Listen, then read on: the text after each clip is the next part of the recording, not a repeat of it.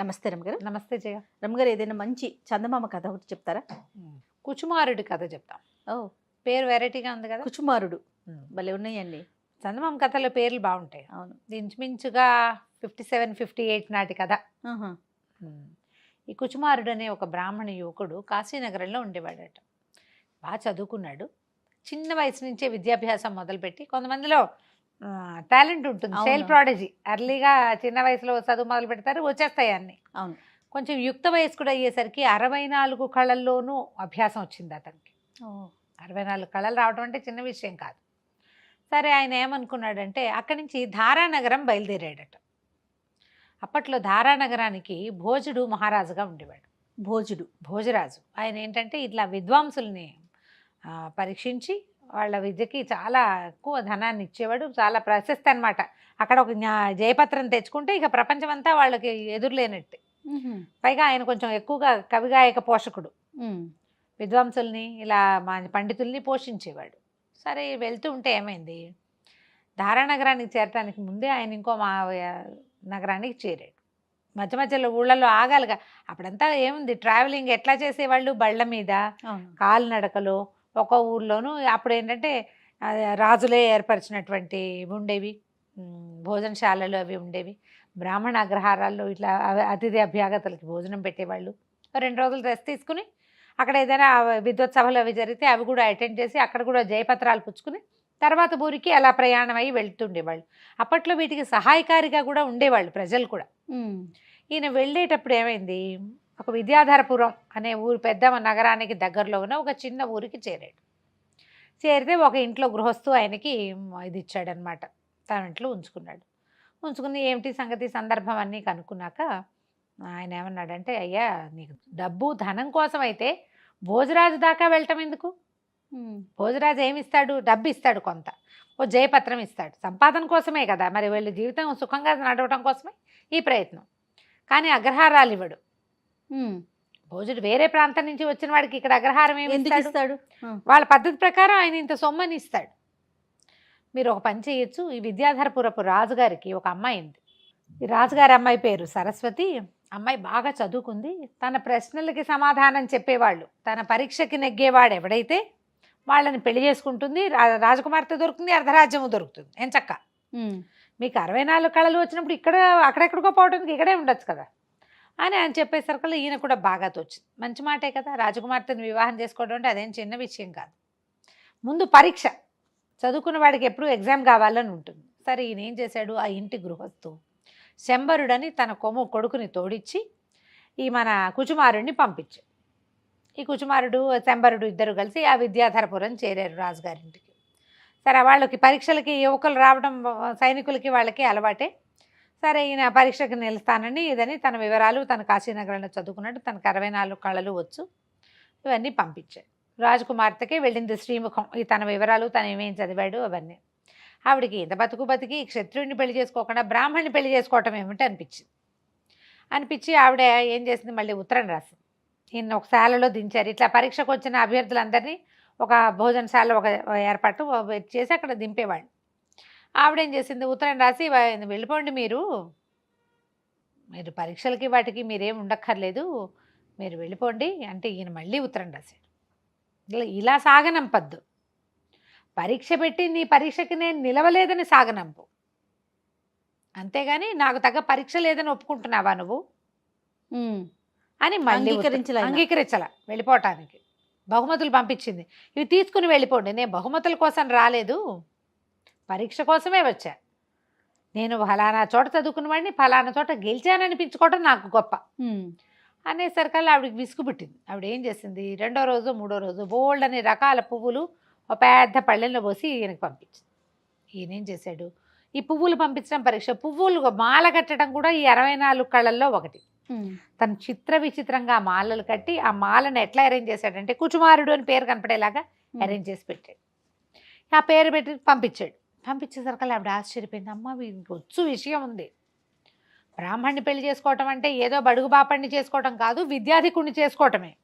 అక్కడి నుంచి 2వ రోజు 3వ రోజు ఏం చేసింది, ఓ పెద్ద పళ్ళె నిండా రకరకాల మణులు, వజ్రాలు, రత్నాలు అన్నీ కలిపి కుప్పగా పోసి పంపించింది. ఈయన ఏం చేశాడు, వజ్ర పరీక్ష, అందులో కొన్ని నకిలీ ఉన్నాయి, ఈయన మంచి వజ్రాలన్నిటినీ మాలగట్టి గుచ్చేసి నకిలీ వాటన్నిటిని ఒక గుండ్రాయి పెట్టి చితకొట్టి ఆ పొడంతా పోసి ఆ పొడి మీద ఈ వజ్రాలు పెట్టి పంపించాడు. అంటే పరీక్షకి నిలబడగలడనమాట. తర్వాత ఆవిడ ఏం చేసింది, మూడోసారి ఒక మాటలు రాని ఒక చిలకని పంపించింది. దీనికి మాటలు నేర్పమని. చిలుకకి మాటలు నేర్పటం 64 కళల్లో ఒక కళ. 2 రోజుల్లో దానికి చక్కగా మాట్లాడడం నేర్పించాడు ఆయన. ఆ చిలక మళ్ళీ వెనక్కి వెళ్ళిపోయింది. వెళ్ళేసరికల్లా సరే ఏం చేసింది, ఆవిడ వివాహానికి ఒప్పేసుకుంది. ఇంత సమర్థుడైన వాడైతే ఇంకెందుకు మానేసుకోవటం, సరే చేసుకుందాం అనుకుని ఒక మణిహారాన్ని కానుకగా పంపించింది. మణిహారం మెళ్ళో వేసుకున్నాడు. మర్నాడు చిలక కూడా రాబోతుంది. ఈ మణిహారం వేసుకునేసరికల్లా ఈ శంబరుడని వచ్చాడు కదా గృహస్థు కొడుకు, వీడికి ఏమనిపించింది, వీడి గొప్ప ఏమిటి, వీడికి రాజకుమార్తె దొరికేస్తుంది, ఎలాగైనా ఇది మనమే సొంతం చేసుకోవాలి అనుకున్నాడు. వాడికేం చదువు పెద్దగా ఏం లేదు, ఏదో 4 ముక్కలు వచ్చు అంతే. బాగా ఆలోచించి ఏం చేశాడు, ఆ రోజు రాత్రి ఒక తాడు రాయి పట్టుకొచ్చి ఆ రాయి పెట్టి కుచుమారుడు నెత్తి పగలు కొట్టి ఆ తాడుతోటి ఆ రాయిని అతను మెడకేసి కట్టేసి తీసుకెళ్ళిపోయి అగట్టలో పడేశాడు. మామూలుగా కోటలకి బయట అగట్టలు ఉంటాయి, చుట్టూతా తవ్వి దాని నిండా నీళ్లు నింపుతారు. కోటలో నుంచి మనం బయటికి రావాలంటే కోట మీద నుంచి ఒక బల్ల లాంటి దాన్ని ఈ అగట్ట మీదుగా వేస్తారు, దాని మీదే రావాలి. కోట తలుపు కనుక మూసేస్తే ఇంకా అగట్టలో కానీ మొసళ్ళు అవి ఉంటాయి, నీళ్ళు ఎక్కువ, చాలా వైశాల్యం ఉంటుంది, 14 అడుగుల దాకా ఉంటుందట. ఈజీగా దాటగలిగేది కాదు అది. అందులో అగట్టలోకి పడేసేసాడు రాత్రి. అది కొంచెం కోటకి దగ్గరగానే ఉంది వీళ్ళు ఉన్నటువంటి శాల. తెల్లవారాక 11 గంటలు అయింది, చిలక వచ్చింది, మాట్లాడే చిలక. కుచుమారుడేడి అని అడిగింది. నేనే కుచుమారుడిని అన్నాడు వీడు. ఆ కుచుమారుడిని చూడ్డానికి వచ్చిన వాళ్ళు ఎవరు, చెలికత్తెలు అప్పుడొకళ్ళు చొప్పున ఒక చెలికత్తే వచ్చింది. ఆ అమ్మాయే పట్టుకొచ్చింది. మిగిలిన వాళ్ళకి ఎవ్వరికీ కుచుమారుడు తెలియదు. ఈ మాట్లాడే చిలక ద్వారా ఈ రాజకుమార్తె తెలుసుకుంది కుచుమారుడు యుక్త వయస్కుడని, అందగాడని, ఇంత ఎత్తుంటాడు, ఇంత తెల్లగా ఉంటాడు, అతని కళ్ళిట్లా పిలకిట్లా తెలుసుకుంది, అంతే తప్ప తెలియదు. ఈ కుచుమారుడు వీడేమన్నాడు, శంబరుడు నేనే కుచుమారుడు అనగానే చిలకంది, నువ్వు కుచుమారుడు ఏమిటి, నువ్వు కుచుమారుడు కాదు అనేసరికల్లా ఆవిడకి ఒళ్ళు మండిపోయింది. రాజకుమార్తె ఏదో చెప్పమంది కబురు అంది. ఏదో నా కబురు నాకు చెప్పంటే చచ్చినా చెప్పనంది ఆ చిలక. చెప్పననేసరికి ఇతను ఏం చేశాడు, ఒళ్ళు మండిపోయింది, దాన్ని పీక పిసికి చంపేసి చిలకని చంపేసి గోడ పక్కన పారేసేసాడు. చిలక వెనక్కి రాలేదు. రాకపోయేసరికి సాయంకాలం దాసీలు వచ్చారు. చిలకేది అన్నారు. కుచుమారుడేడి అన్నాడు. నేనే కుచుమారుడిని. చిలకేది అంటే చిలకని గండుపిల్లి పట్టుకుని తినేసింది అనేసరికల్లా వీళ్ళకి ఏమనాలో తెలియలేదు. ఇది చూస్తే కుచుమారుడిలాగా లేడు. వీళ్ళు చిలక దగ్గర ఏం విన్నారు, అతను ఇంత పొడుగని, ఇంత పెద్ద మొహం అని, తెలివితేటలు స్ఫోరకంగా ఉంటాయని విన్నారు కదా. సరే మొదట వచ్చిన దాసి ఇప్పుడు రాలే, వాళ్ళకి వంతులు ఉంటాయి కదా. వీళ్ళు ఏం చేశారు, మళ్ళీ వెనక్కి వెళ్ళి రాజకుమార్తెకి చెప్పారు, అమ్మ అక్కడ ఎవడో ఉన్నాడు, మణిహారం అయితే మెళ్ళో ఉంది, మనం పంపించింది, చిలకేమో చచ్చిపోయింది అంటున్నాడు, నేనే కుచుమారుడిని అన్నాడు, కానీ అతన్ని చూస్తే నమ్మకంగా లేదమ్మా అంటే ఆవిడ ఏం చేసింది, ఒక రహస్య భాషలో ఓ శ్లోకం రాసి పంపించింది. దాని అర్థం చెప్పాను. ఇక్కడ తేగానే సంబరుడు అది చూసి, ఏమిటి భాష, ఏదో పడితే అది రాస్తే ఎంతసేపు సమాధానం చెప్తాను, 3 సార్లు పరీక్షించారు, ఇంకా చాలదా, ఇదిగో మణిహారం ఉంది కదా, నేనే కుచుమారుణ్ణి అని తోక తొక్కిన తాచులాగా లేచాడు. వీళ్ళు ఆశ్చర్యపోయి, అది కాదండి పరీక్ష కాదు, మీరు 64 కళలు వచ్చిన వాళ్ళు ఎన్ని భాషలో వచ్చేవారు, మా రహస్య భాషలో రాసింది యువరాణి గారు, సమాధానం రాసి పంపించండి, నేను చచ్చినా రాయను అన్నాడు అతను. అక్కడికి వస్తాయి కదా, అదే కదా, నేను రాయను, ఏం చేసుకుంటారు చేసుకోపోండి. సరే మళ్ళీ వెనక్కి వెళ్ళారు. రహస్య భాషలను సమాధానం చెప్పనంటున్నాడమ్మా, ఏం చేద్దామని. ఇంతలో ఏమైంది, ఈవిడ ముందే భర్త తండ్రికి చెప్పింది, ఇతనితో పెళ్ళి నాకు ఓకే అని. ఈ లోపల రాజుగారు తన ఒకళ్ళిద్దరు పరివారంతో ఈయన కాబోయే పెళ్లి కొడుకుని చూడ్డానికి వచ్చాడు. వచ్చేసరికి అలా ఆయన కుచుమారుడు అన్నాడు, ఈ శంబరుడు చెప్పాడు, కుచుమారుడి వేషంలో ఉన్నవాడు, మీ అమ్మాయి ఇంకా ఎన్ని పరీక్షలు పెడుతుందండి, మీరు ఏం చెప్పారు, పరీక్షలకి ప్రశ్నలకి సమాధానం చెప్పిన వాడికితో పెళ్ళి అన్నారు, పెళ్లి చేసేయండి, నేను పెళ్ళికి సిద్ధం, మా వాళ్ళని పిలిపించుకోవాలని కొంచెం కసుకున్నాడు రాజుగారిని చూసేసరికి. రాజేమో మరి ముందు కూతురు ఓకే అంది కదా. ఈవిడికి భయం పట్టుకుంది, సరస్వతికి, యువరాణికి.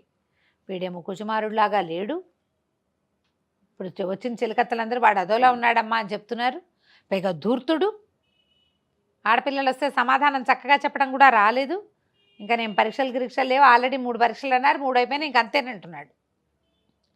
మణిహారం ఏమో వీడి దగ్గరే ఉంది. ఏం జరిగిందో తెలియదు. తండ్రి ఏమో పెళ్లి ఒప్పుకున్నాడు. ఇంకేం చేస్తారు? సరే పెళ్ళి అన్నారు. రేపో ఎల్లుండో పెళ్ళి, 2 రోజుల్లోనే కుదిర్చేశారు. మళ్ళీ అందరికీ వర్తమానాలు పంపించాలి కదా. రేపు వెళ్ళిన పెళ్ళి అంత కుదరదండి, ఒక వారం 10 రోజుల సమయం కావాలని చెప్పారు. కాశీకి వీళ్ళకి వాళ్ళ ఊళ్ళకి ఉత్తరాలు రాయాలి కదా. ఉత్తరాలు అవి వెళ్ళినాయి. సరే పెళ్ళి ఏర్పాట్లు జరుగుతున్నాయి. యువరాణి ఖిన్నురాలు అయిపోయింది. ఏం చేయాలో తెలియటల్లా. ఇంతలో ఒక విశేషం ఏం జరిగిందంటే, ఇతను ఏం చేశాడు, శంబరుడు కుచుమారుడిని మెడకి రాయి కట్టి అగట్టలో పడేశాడు. ఆ రోజు రాత్రి ఒక ముహూర్తం పెట్టారట. ఏంటంటే ఆ ఊళ్ళో ఉన్న బెస్తవాళ్ళు, అక్కడ మత్స్య సంపద చాలా ఎక్కువ. అయితే బెస్తవాళ్ళు అందరూ కలిసి ఒక పురోహితుడిని ముహూర్తం పెట్టమన్నారు. వలయటానికి కొత్తగా వలయటానికి మంచి రోజు చూసుకుంటారు కదా, వేటకెళ్ళటానికి మంచి రోజు. ఈ రోజు కోసం చూసేసరికి అలా ఆయనేమో ఆ రోజు అర్ధరాత్రంలో పెట్టాడు. రాత్రిపూట చెరువుల దగ్గరికి వెళ్ళటం కష్టం కాబట్టి అగట్టలోకి కొత్త నీరు వచ్చింది కాబట్టి శాస్త్రానికి వలేద్దాం, ఎక్కడో చోట వల వేయాలి అంతే, చేపలు ఉండవు, పెద్దగా ఏం ఉండవు. కొత్తగా నీరు వచ్చింది, నీరున్న చోట వల వేయాలి. అందుకని శాస్త్రం పోకుండా అగట్టలో వలేద్దామని వీళ్ళంతా పోయి బెస్తవాళ్ళంతా కలిసి అగట్టలో వలేశారు. ఈయన పడ్డాడు. ఆ వలలో కుచుమారుడు విత్ మెడ రాయి అన్నీ బయటపడ్డాయి. వాళ్ళేమో ఇదేమిటి ఎటగో ఉన్నాడు, బ్రాహ్మణులే కనిపిస్తున్నాడు కదా, గుండు పిలక కనపడుతున్నాయి, మోసుకుపోయారు వీళ్ళకి. ఎందుకంటే తొలిగా వలలో పడింది అక్కడ వదిలిపెట్టి రాకూడదు. ఓహో, శాస్త్రం ఉంటుంది కదా. ఇంటికి తీసుకొచ్చి చూస్తే నెత్తి మీద దెబ్బ ఉంది. సరే దెబ్బని మానిపారు. ఇంక ఇతను ఏంటంటే ఒక రకమైన అవమానం ఫీల్ అయ్యి ఇంక వెళ్ళల నగరానికి, వాళ్ళతోటే ఉండటం మొదలుపెట్టాడు. ఉంటున్నాడు అక్కడే. సరే వాళ్ళు ఒక చిన్న గుడిసె ఏదో ఖాళీ చేసి ఇచ్చారు, అన్నం వండుకుని తింటున్నాడు. వాళ్ళు ఒక బల్లకట్టు కట్టేవాళ్ళు, ఎవరైతే ఇతని ఇంటి మోసుకుపోయారో వాళ్ళతో పాటే ఆ బల్లకట్టు మీద తిరగటం మొదలెట్టాడు. బాగా తేరుకున్నాక అసలు పరిస్థితి ఏంటో చూసుకుని వెళ్దాము, ఇట్లా చావు తప్పి కన్నులు ఒట్టపోయి వెళ్ళకూడదు అనిపించింది. ఈ పరిస్థితిలో యువరాణికి ఏం కనిపిస్తాడు, ఇతను బలహీన పడిపోయినట్టు కదా, దెబ్బ తగిలింది, పడేశారు, ఎవరో పడేస్తే ఎవరికో దొరికాడంటే అవమానంగా ఉంది. అతను వెళ్ళల, ఈ బల్లకట్టు మీద తిరుగుతూ ఉన్నాడు. అప్పటికి తర్వాత ఒక 15 రోజుల తర్వాత కొంతమంది బ్రాహ్మణులు పండితులు వాళ్ళందరినీ బల్లకట్టు మీద దాటిస్తుంటే వాళ్ళు చెప్పుకుంటున్నారు, కుచుమారుడని చాలా గొప్ప కుర్రాడు, అమ్మా నాన్న లేరు కానీ గురుగారి దగ్గర బాగా చదువుకున్నాడు, అతని పెళ్ళికే మేము వస్తున్నాము అని వాళ్ళలో వాళ్ళు మాట్లాడుకుంటున్నారు. ఓహో, కుచుమారుడికి పెళ్ళా అని అడిగాడు ఇతను. అవును, రేపు పెళ్ళి, యువరాణితోటి చేస్తున్నారు. ఆవిడ పెట్టిన పరీక్షలన్నింటికి నెగ్గాడట. రాజుగారు మాకు వర్తమానాలు పంపించాడంటే అందులో కొంతమంది పండితుల్ని 1-2 సార్లు ఇతను చూశాడు, గుర్తుపెట్టాడు. ఊళ్ళో ఉన్న జనాలు ఆ బల్లకట్ట దాటుతుంటే బయట నుంచి వచ్చిన పండితులు వీళ్ళకి చెప్తున్నారనమాట. తనతో జరగబోయే పెళ్ళికి తను వెళ్ళి చూడాలి కదా అనుకున్నాడు. సరే ఇతను కూడా వాళ్ళతో పాటు ఆ రాజస్థానానికి వెళ్ళాడు. వచ్చిన వాళ్ళందరికీ విందులు వినోదాలు ఏర్పరిచారు. మర్నాడు పొద్దునే పెళ్ళి. పీటల మీద రాజకుమారుడిని, ఈ కుచుమారుడు బదులుగా కూర్చున్న శంబరుణ్ణి చూసేసరికల్లా అందరూ చాలామంది ఆశ్చర్యపోయారు. అందులో కాశీలో ఇతనితో పాటు చదువుకున్న వాళ్ళు కొంతమంది ఉన్నారు. కాశీనగరం నుంచి వచ్చిన పండితులు ఉన్నారు. వీడు కుచుమారుడు ఎవడు, వీడు కాదండి, వీడు అసలు కుచుమారుడే కాదు, మాకు తెలుసు, శాస్త్ర పరీక్షలకు వచ్చినప్పుడు మేము చూసామని కొంతమంది. ఉజ్జయిని నుంచి వచ్చిన వాళ్ళేమో కుచుమారుడు ఇతను కానే కాదని కొంతమంది. సభ అంతా గగ్గోలెత్తిపోయింది. దాంతో ప్రశ్నించారు. నేనే కుచుమారుడిని అన్నాడు. ప్రశ్నించేసరికల్లా అతను సమాధానాలు చెప్పలేకపోయాడు. 64 కళలు చదువుకున్నవాడు సమాధానం మామూలు వాడు ఎట్లా చెప్తాడు? దాంతో సభ అంతా అల్లరైపోయింది. పెళ్లి పందిరంతా గగ్గోలెత్తిపోయారు. రాజుగారు ఆ సైన్యాధ్యక్షుడు గద్దించేసరికల్లా వీడు వలవల ఏడ్చేస్తూ చెప్పేశాడు, కుచుమారుడికి చాలా అదృష్టం పట్టిందని నేనే అతను తలపగలు కొట్టి దీంట్లో పడేశాను, పెళ్ళి అయిపోయింది. పెళ్ళి అయిపోతే వీడిని చిత్రవధ చేయమన్నారు. చేయమనగా నీ కుచుమారుడు జనాల్లో కూర్చున్నాడు కదా, అతను లేచి వెళ్ళాడు. క్షమించండి, నేనే కుచుమారుణ్ణి, ఇతను వీళ్ళ నాన్న నన్ను ఇక్కడికి పంపించాడు, వీడు ఏదో అత్యాశ కొద్దీ ఈ చిన్న ప్రయత్నం చేశాడు, క్షమించి ఈసారికి వదిలేయండి అంటే ఆ దాసి గుర్తుపట్టింది. సభకు వచ్చిన వాళ్ళలో ఆ బయట వాళ్ళ నుంచి వచ్చిన వాళ్ళంతా కుచుమారుని గుర్తుపట్టారు. అయితే రాజు మాత్రం ఊరుకోలే. నువ్వు రాకుమారి ఏ పరీక్షలు పెట్టింది, నువ్వు ఎలా నెగ్గావో చెప్పమని అడిగాడు. అడిగితే 3 పరీక్షలు పెట్టారు. ఒక చిలకకి మాటలు నేర్పించాను, వజ్రాలు రకరకాలు కలిపి పంపిస్తే వాటిని నేను సెపరేట్ చేసి ఇచ్చాను, పూలమాలలు కట్టారు. ఈ 3 పరీక్షలతోటే మన ఇద్దరికి వివాహం అని రాజకుమార్తె ఒప్పుకుందని ప్రూవ్ అయింది కదా. అప్పుడు కుచుమారుడికి రాజకుమార్తె సరస్వతికి వివాహం చేసేసారు. పెళ్ళైపోయింది. శంబరుడు తండ్రి కూడా వచ్చి మావాడు ఇలా తెలివి తక్కువ ఆలోచన చేశాడని కొడుకున్న 2 లెంపకాయలు కొట్టి తీసుకెళ్ళిపోయాడు. వాళ్ళ వల్లే ఇలాంటిది సంభవించింది కాబట్టి ఇంకా అతనికి శిక్ష పడినివ్వకుండా ఇతను ఆపగలిగాడు అనమాట. కథ కంచికి మనం ఇంటికి. చాలా బాగుందండి. నమస్తే రమణ. నమస్తే జీ.